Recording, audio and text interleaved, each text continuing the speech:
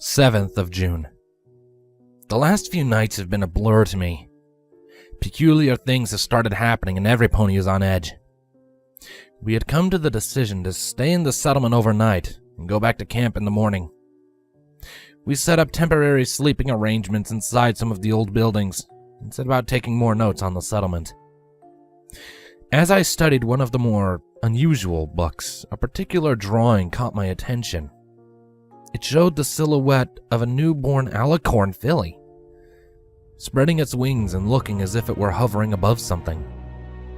From its midsection was a thick, inky line that split into two halves partway along its length.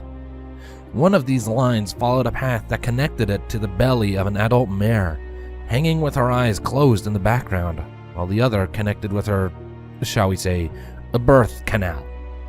It's odd, to say the least.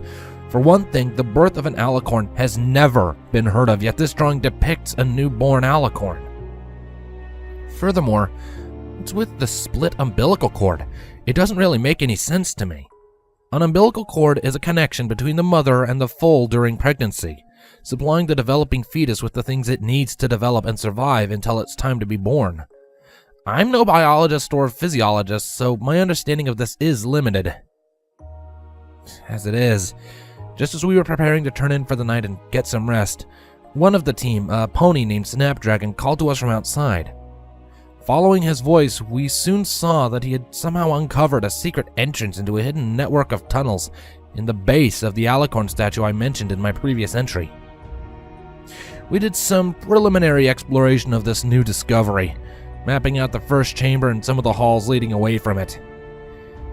It's shockingly claustrophobic in the tunnels, and they carry an odd, almost organic-looking style to how it is carved.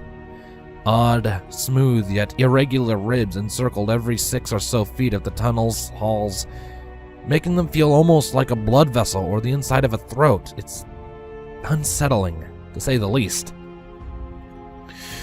Considering the themes of pregnancy and birth abound in this place, one of the team suggested that perhaps the tunnels were carved to resemble the inside of a mare's birth canal.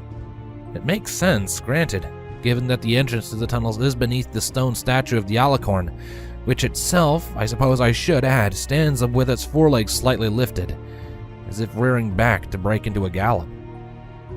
Some of the team urged us to stay a bit longer in the morning for some extra notes before we got back to camp. I'm inclined to agree with this request, but every pony back at camp would grow concerned if we took too long to make our return.